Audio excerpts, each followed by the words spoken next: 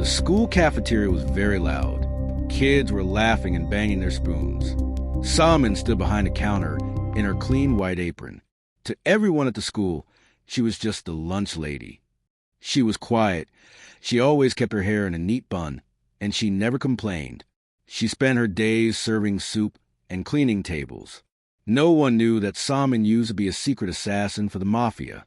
She had a small scar on her head that she hid with her hair. She had retired to live a quiet life where no one would ever know her dangerous past.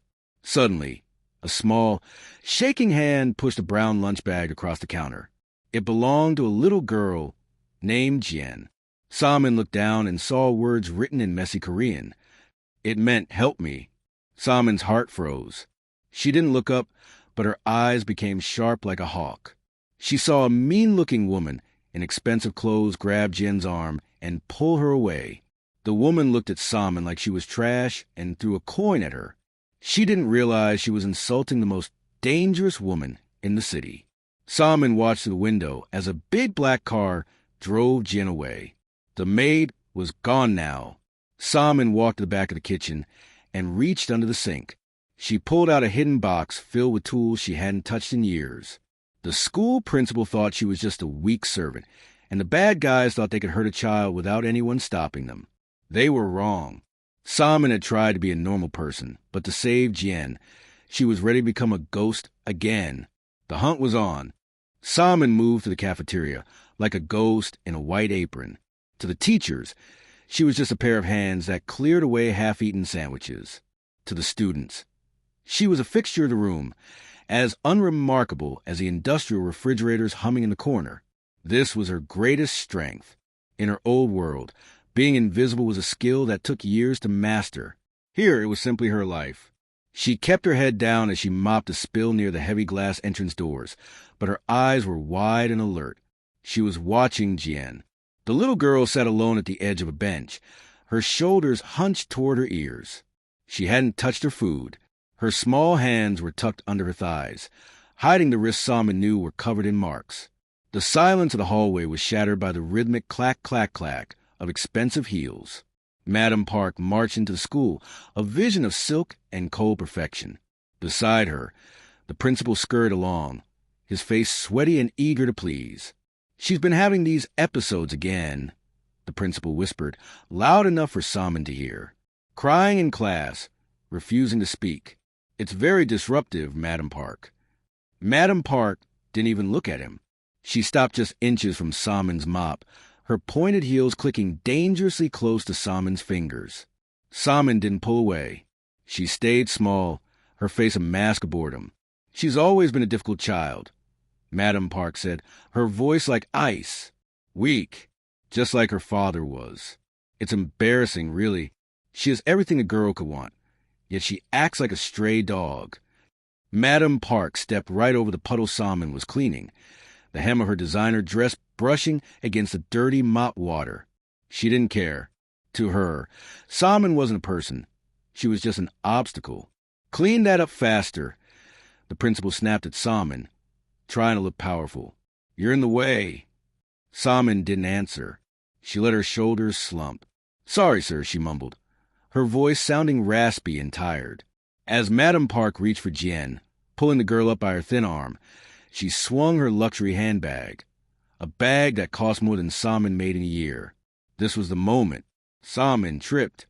It was a masterpiece of a fall, clumsy and loud. Her bucket tipped, and she stumbled forward, her hands flying out to catch herself. For a split second, her body collided with Madam Park's hip. "Watch where you're going, you stupid woman." Madam Park shrieked, shoving Salmon away. She brushed off her skirt as if she had been touched by something diseased. "The help here is utterly incompetent." "I'm so sorry, ma'am." Salmon whimpered, cowering on the floor and frantically grabbing for her mop. The principal started yelling, but Salmon wasn't listening. Her mission was already over. In the 1 second of contact, her fingers had moved with the speed of a professional. Tucked under the gold buckle of the handbag was a listening device no larger than a grain of rice. It was a high-tech bug that would broadcast every whisper back to Salmon. Salmon watched them walk away.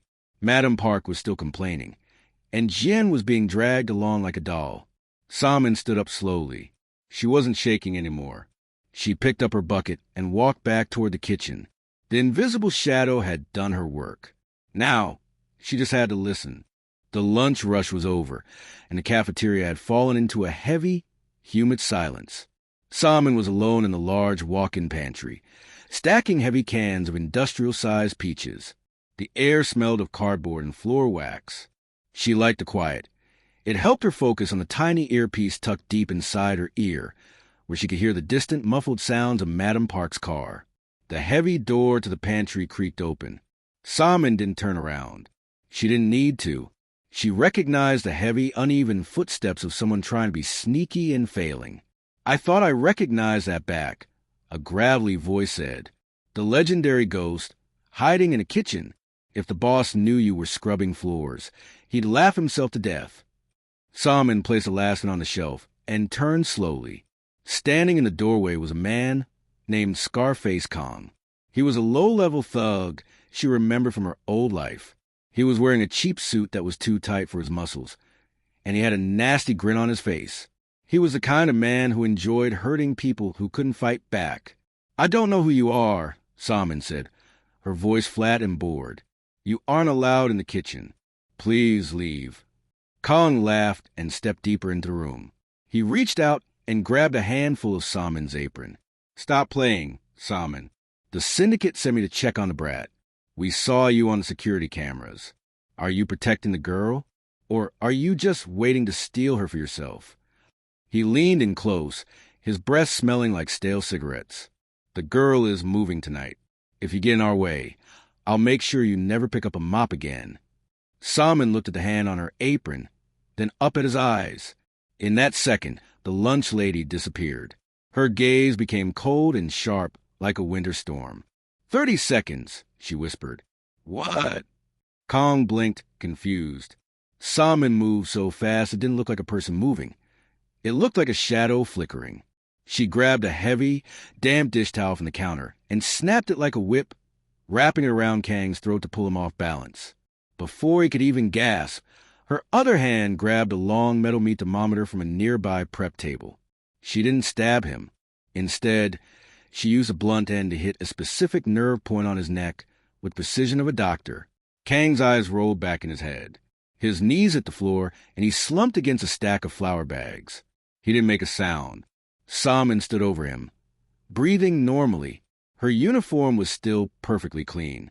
Not a single drop of blood had been spilled, and her hair was still in its neat bun.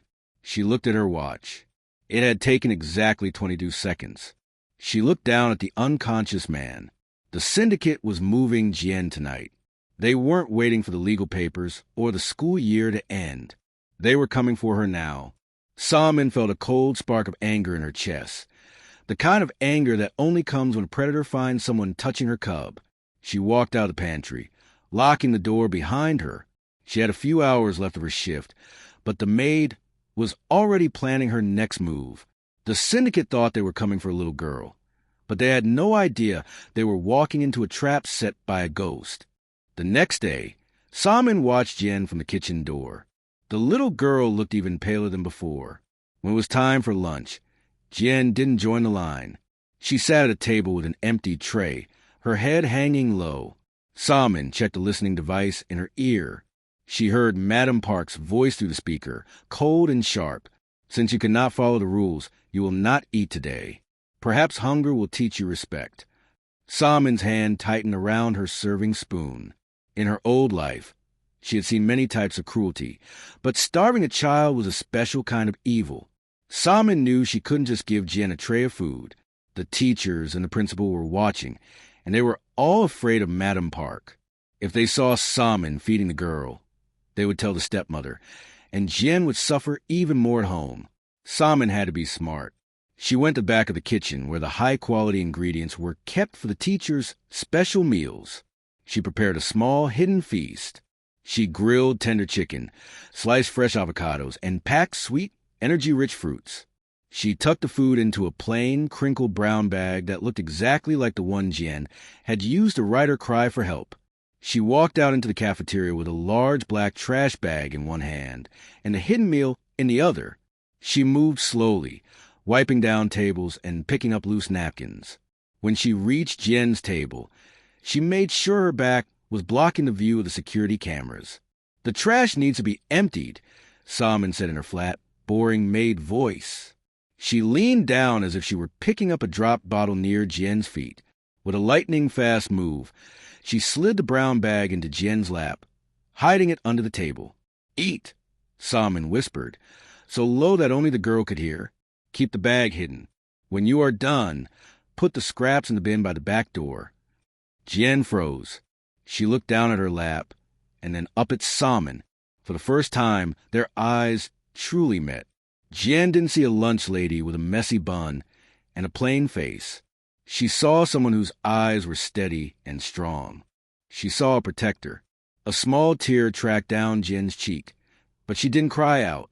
She gave a tiny, almost invisible nod. Solomon didn't smile. She couldn't risk breaking her character, but she stayed near the table, pretending to scrub a stubborn stain, creating a wall of safety so Jen could eat in peace. As the girl hurriedly ate the nutritious food, her strength seemed to return. In that quiet, secret moment, a bond was formed. Jen realized that she wasn't alone in the world anymore.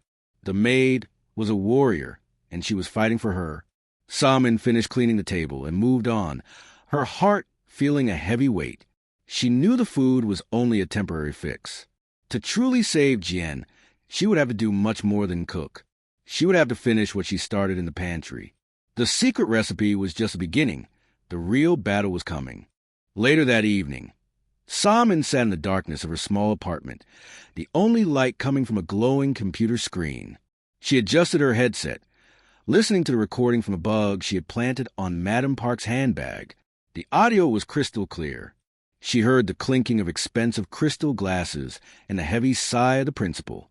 "The teachers are starting to ask questions, Madam Park," the principal's voice said. "They see the marks on Jen's arms. They see her fainting in class. I can't keep the staff quiet forever." "You will keep them quiet if you want that new building," Madam Park replied, her voice sharp and cold. "The blueprints for the Park Family Arts Wing are already finished. If Jen's accidents become a public problem, the funding disappears. Do you understand?" There was a long pause. Then the principal spoke again, his voice greedy. "The arts wing would make this the top school in the country. My reputation would be set for life. Very well, I will tell the staff that Jen is clumsy and has a medical condition. No more questions will be asked." Solomon's face remained still, but her eyes burned with a cold fire. The man trusted with protecting children was selling Jen's safety for a pile of bricks and a fancy title. He wasn't just a coward. He was a partner in the crime. Solomon began to type. Her fingers flew across the keyboard with the speed of a professional hacker. In her old life, she had learned that every man had a price, and every man had a secret. She dove into the dark corners of the internet, bypassing security walls that would stop any normal person. Within minutes, she found what she was looking for. The principal had a secret bank account in a faraway island, filled with money he had stolen from the school's budget over the years. It was enough to put him in prison for a very long time. She took a screenshot of the account balance and the principal's private ID number. She didn't add a long letter or a list of threats. She simply sent the image to the principal's personal phone from an untraceable address. Under the photo, she typed one sentence in plain, simple text. "I am watching you. Leave the girl alone, or the world sees this." She hit the send button and leaned back. In the world of assassins, this was called a warning shot. She didn't want to destroy him yet. She needed him to be too afraid to help Madam Park. The next morning at school, Solomon watched the principal as he walked down the hallway. He looked like he hadn't slept at all. His face was pale, and his hands were shaking so hard he dropped his car keys. When he saw Solomon mopping the floor, he jumped in fear, even though he still thought she was just a nobody. Solomon kept her head down, hidden behind her mop. She knew the principal was now a trapped animal. He was caught between his greed for the arts wing and his fear of the ghost who knew his secrets. The wall of protection around Madam Park was starting to crack, and Simon was ready to tear the whole thing down. The following week, the park mansion was glowing with thousands of lights for a grand charity gala. Expensive cars lined the driveway, and the air was filled with the sound of violins and wealthy people laughing. Madam Park was at the center of it all, wearing a diamond necklace and sipping champagne. She felt powerful, but she didn't notice the new extra, cleaning lady moving quietly through the shadows of the hallway. Simon wore a simple black uniform and carried a tray of empty glasses. To the guests, she was just a part of the house, like a chair or a lamp. No one looked at her face. No one saw the tiny communication device tucked behind her ear or the lock-picking tools hidden in her pocket. She moved from room to room, her footsteps making no sound on the heavy rugs. She headed toward the private wing of the house, away from the music. Using the map she had memorized, she found a heavy wooden door at the end of the dark hall. It looked like a normal door, but Simon noticed it was reinforced with steel and had a high-tech electronic lock. She pressed her ear to the wood. Silence. It was a soundproof room. Simon pulled a small electronic device from her belt and pressed it against the lock. The lights on the keypad blinked from red to green with a soft click. She stepped inside and closed the door behind her. The room was small and cold. Jen was sitting on a narrow bed, her eyes wide with fear. In front of her was a massive, glowing metal safe built into the wall. A computer screen next to it was flashing, asking for a fingerprint and a voice recording. "Jen," Simon whispered. The little girl jumped, but when she saw Simon, her whole body relaxed. "The lady from school," she breathed, her voice trembling. "They keep making me touch the box. They say if I don't make it open, I can't ever leave." Simon knelt beside the girl and looked at the safe. She understood everything now. This wasn't just a closet. It was a high-security vault. It held the billions of dollars left behind by Jen's father. The safe was biometric, meaning it would only open for his bloodline. It would only open for Jen. Madam Park wasn't just a mean stepmother. She was a thief holding a child captive to steal a fortune. "Listen to me," Simon said, her voice calm and strong. "You don't have to open it yet. I am going to get you out of here, but we have to be very careful. There are cameras everywhere." Jen gripped Simon's hand. "Are you a secret agent?" she asked in a tiny voice. Simon gave a very small, rare smile. Something like that. Suddenly, the earpiece in Simon's ear crackled. She heard the sound of heavy boots approaching the door. The guard were coming to check on the progress. Simon stood up, her eyes turning back into the cold glass of an assassin. She couldn't take Jen out through the front door yet. Not with a house full of witnesses and armed security. "Stay brave," Simon whispered, sliding back into the shadows just as the door handle began to turn. "The next time I come through that door, we are leaving for good." Simon vanished into the walk-in closet just as two large men entered the room. Her heart was beating steady and slow. She had seen the enemy's prize. Now, she just had to burn the house down to protect it. The following afternoon, the sun was shining brightly over the school playground. It was recess, and the air was filled with the sound of children shouting and playing tag. Simon stood near the cafeteria side door, holding a stack of heavy metal lunch trays. Her eyes never left Jen, who was sitting quietly on a swing, watching the other children. Simon's earpiece was buzzing with static. The syndicate was losing patience. Suddenly, the happy sounds of the playground changed. 3 men in dark hoodies walked through the main gate. They didn't look like parents or teachers. They moved with a heavy, purposeful stride, heading straight for the swings. One of them reached into his jacket, and Simon saw the dull glint of a weapon. "Jen, run," Simon yelled, her voice cutting through the noise like a whistle. The children paused, confused. The 3 men began to sprint. Simon didn't hesitate. She didn't have her tactical gear, but she was in her kitchen, and a kitchen was full of weapons. She grabbed a handful of steak knives from a drying rack by the door and stepped out onto the asphalt. The first man reached for Jen, his hand outstretched like a claw. Simon spun a metal lunch tray through the air. It flew like a frisbee, hitting the man squarely in the chest with a loud clang. He flew backward, landing hard on the rubber mulch. "Look," A frisbee game, one of the little boys shouted, pointing and laughing. The second man pulled out a canister of pepper spray, but Salmon was already moving. She blurred past the slide, her white apron fluttering behind her. With a flick of her wrist, she tossed 2 kitchen knives. She didn't aim for their hearts.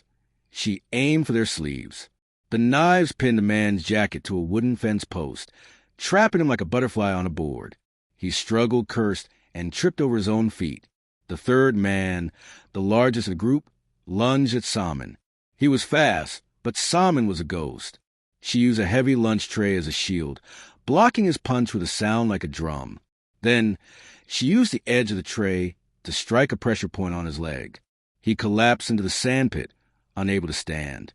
To the children, it looked like a dance. Salmon moved with such grace and speed that they didn't see the danger. They saw the lunch lady spinning, jumping, and throwing things like a character from a cartoon. "She's a superhero," a little girl screamed, clapping her hands.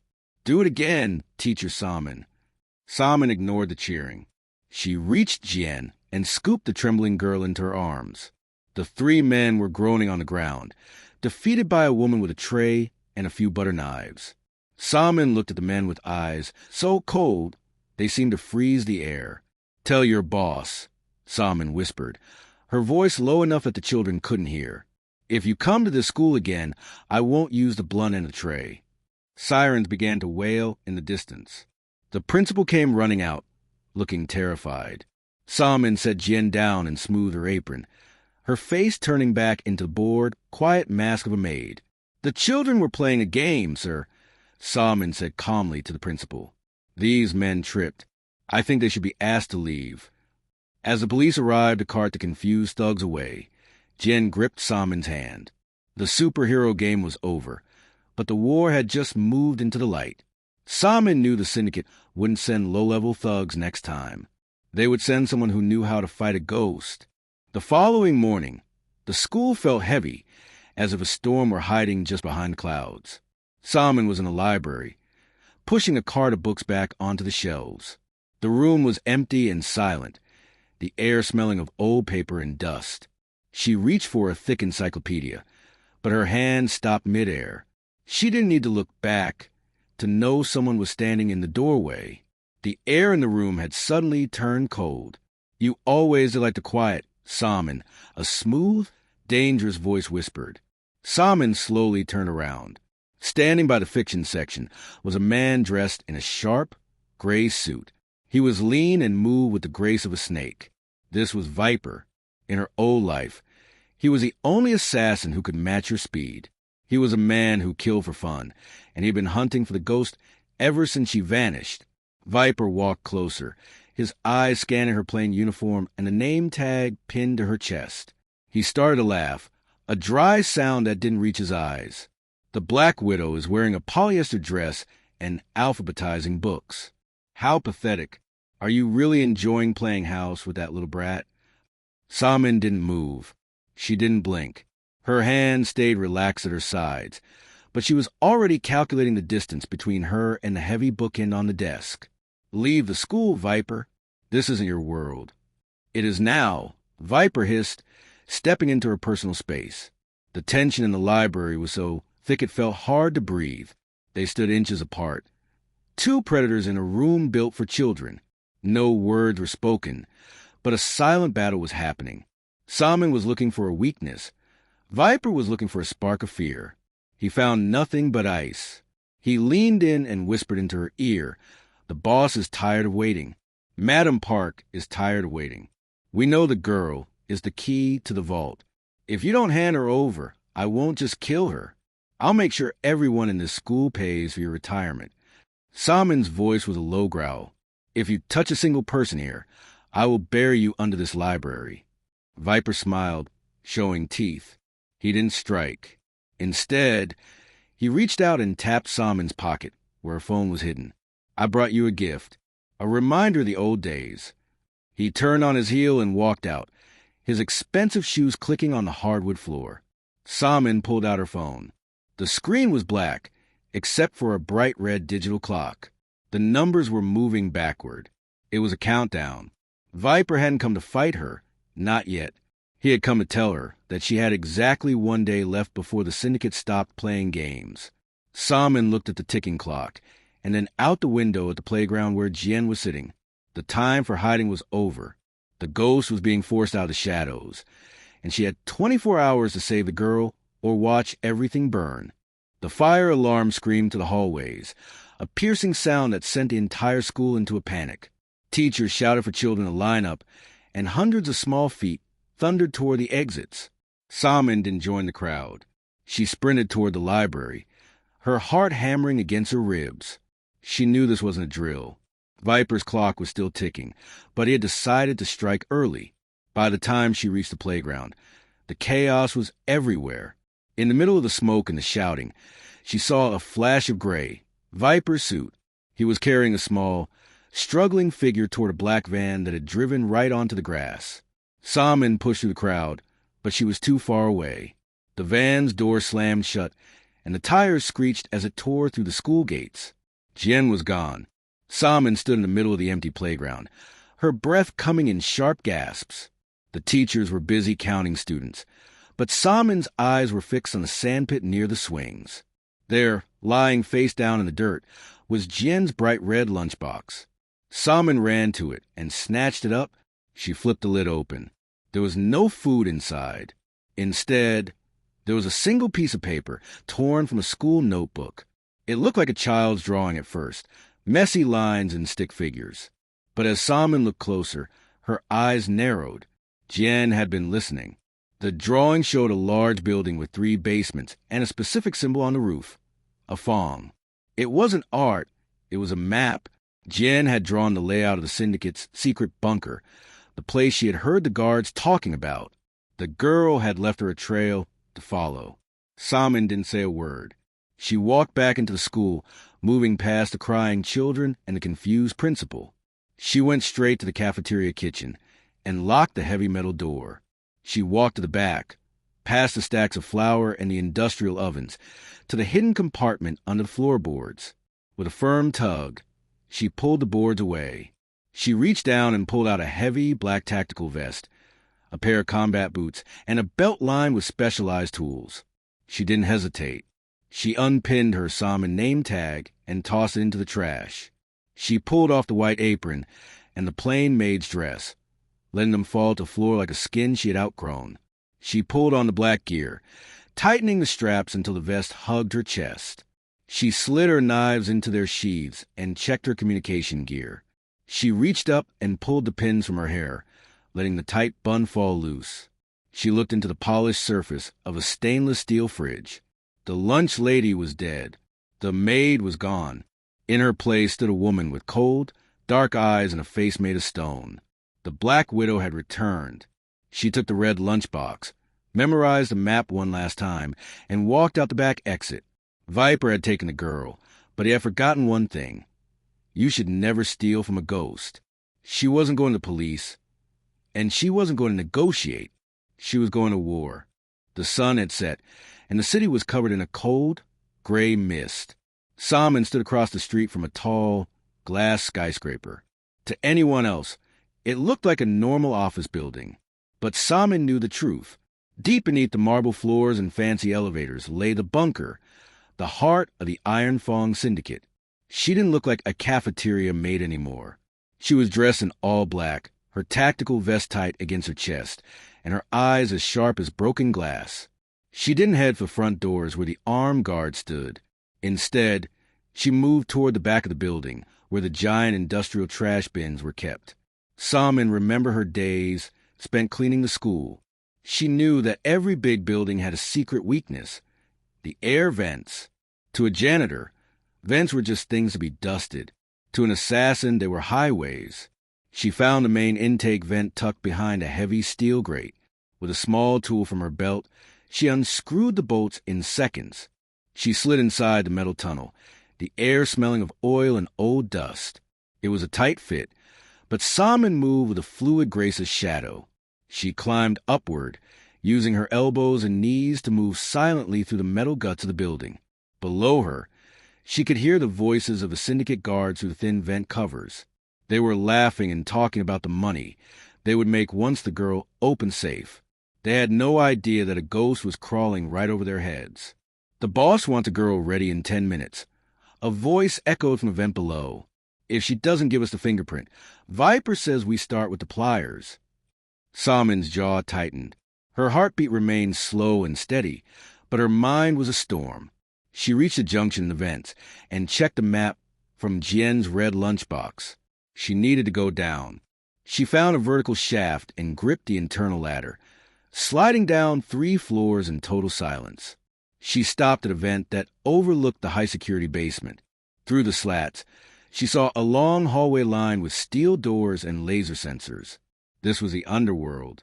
The lowly maid was gone forever. In her place was a hunter who knew exactly where her prey was hiding.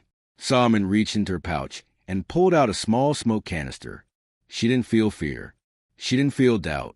She only felt a cold, burning mission to get Jien back. She kicked the vent cover open and dropped into the hallway, landing as light as a feather. The alarm hadn't gone off yet, but the air felt electric. Salmon pulled 2 black knives from her belt and stepped into the light. The descent was over. Now, the cleaning began. The red timer on Salmon's phone vibrated against her chest. 10 minutes. If she didn't reach the vault by then, the biometric lock would enter a permanent lockdown, and Jien would be trapped in a tomb of steel. Salmon stepped into the main corridor of the bunker, and the silence was instantly shattered by the wail of an alarm.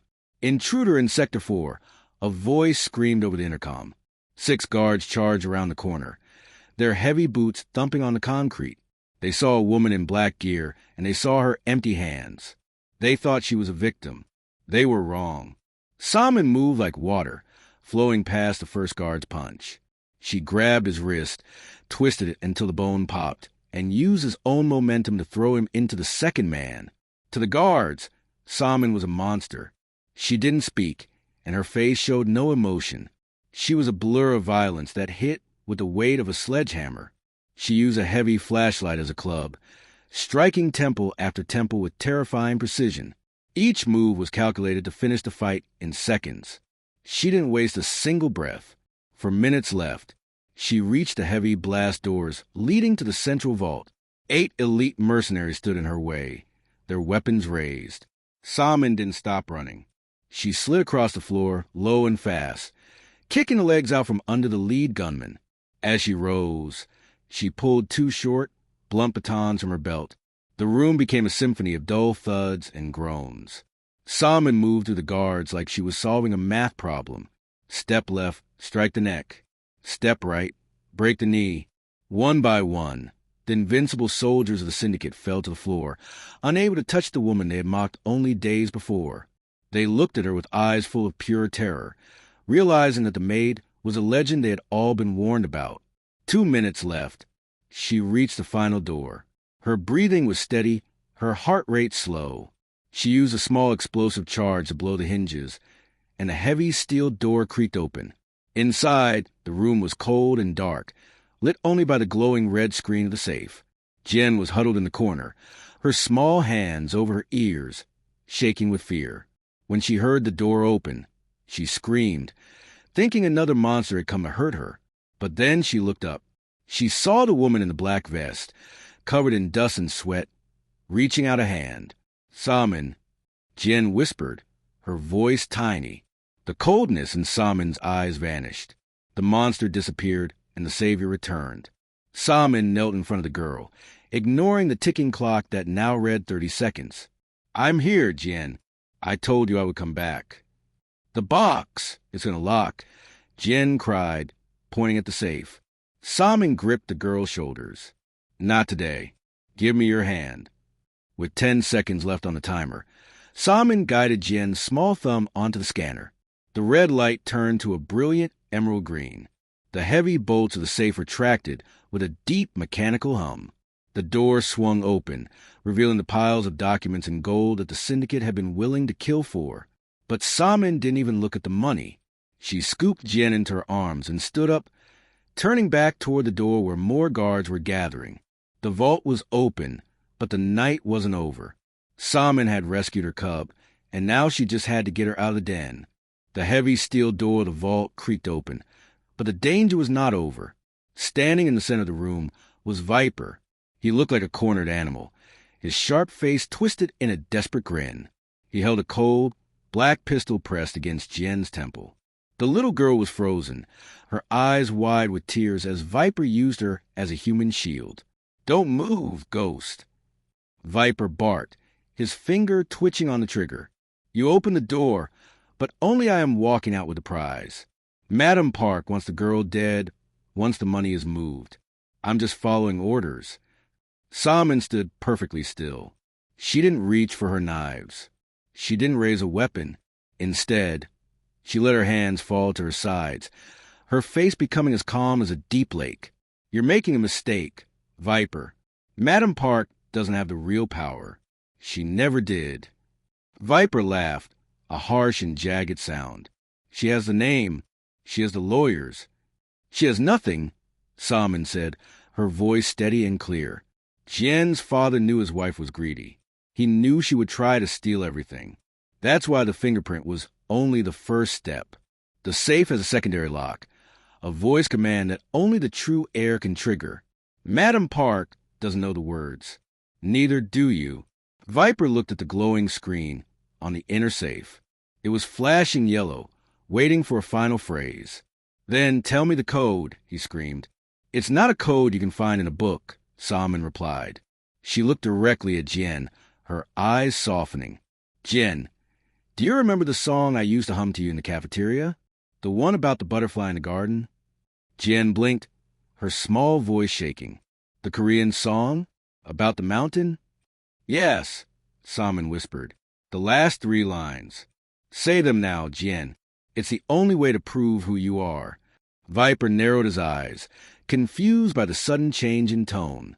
As Jen began to recite the old Korean nursery rhyme in her sweet, trembling voice, the safe began to chime. The beautiful, rhythmic words filled the cold room. Viper was so focused on the safe, so distracted by the strange code of a child's song, that his aim drifted for a single, tiny second. That was all Salmon needed. She moved like a lightning strike. She didn't use a gun. She used her bare hands. She lunged forward, grabbing Viper's wrist and snapping it upward before he could pull the trigger. The gun flew across the room, clattering against the gold bars. Salmon didn't stop. She delivered a flurry of strikes, elbows, knees, and palms, hitting Viper with the force of storm. It was a brutal, final duel. Viper tried to fight back, but he was fighting a legend who had found something worth protecting. Salmon blocked his last punch and delivered a powerful strike to his chest that sent him crashing into the metal wall. He slumped to the ground, unconscious. The safe let out a final, happy beep and swung wide, revealing the true documents of Jen's inheritance. Salmon didn't even glance at the wealth. She pulled Jen into a tight hug, shielding the girl's eyes from the fallen man. "The truth is stronger than their greed, Jen," Salmon whispered. "It's over. They can never take what belongs to you again." The sirens of the police cars echoed through the night, their blue and red lights dancing against the glass of the syndicate skyscraper. Salmon stood in the shadows across the street, watching as officers led Madam Park out in handcuffs. The woman's expensive silk dress was wrinkled, and her face was twisted in a mask of shock and rage. Behind her, the principal was being pushed into a separate car, his head hung low in shame. The news had already broken. The secret bank accounts, the bribes to the arts wing, and the evidence of Jen's kidnapping had been leaked to every major TV station in the country. By the time the detectives entered the building to find the woman who had saved the girl, the room was empty. There was no sign of a black widow or a maid. All that remained was a pile of defeated guards and a safe that had been legally returned to its rightful owner, to the police and the press. Salmon was a ghost, a mysterious hero who had vanished back into the mist. Months passed. In a quiet, sunny town far away from the big city and the dark memories of the syndicate, a small bakery opened its doors. The air inside smelled like sweet cinnamon, toasted grains, and fresh strawberries. It was a cozy place with wooden tables and bright flowers in the window. Behind the counter stood a woman with a calm, peaceful face. Her hair was still tied in a neat bun, but her eyes were no longer cold like ice. They were warm and full of life. The bell above the door jingled. Salmon looked up and smiled as a young girl with bright eyes and a heavy backpack ran inside. Jen looked healthy now. Her cheeks were pink, and she moved with the energy of a child who was no longer afraid of the dark. She dropped her bag on a stool and hopped up, leaning her chin on her hands. "How was school today?" Salmon asked, wiping her hands on a clean, flowery apron. "It was great. I got an A on my drawing," Jen said, her voice full of pride. "And everyone wanted to trade for the cookies you made yesterday." Salmon chuckled and reached under the counter. She pulled out a brown paper lunch bag, neatly folded at the top. It looked just like the bags from the old school cafeteria, but it felt different. It didn't carry a plea for help. It carried a promise of safety. "Here is your lunch for tomorrow," Salmon said, handing it to the girl. Jen couldn't wait. She peeked inside the bag, moving past the apple and the gourmet sandwich Salmon had prepared with care. At the very bottom, she found a small, colorful napkin with a handwritten note on it. Jen read the words out loud, a huge smile spreading across her face. "I love you." The girl looked up and hugged Salmon tightly. In this new life, there were no secret codes, no hidden knives, and no dangerous missions. Salmon had spent her life as an assassin and then as a maid, but she had finally found her most important job. She was a mother, as the sun set over the peaceful bakery. The two of them walked toward the back kitchen together, ready to start a new chapter where the only thing being prepared was a future full of love.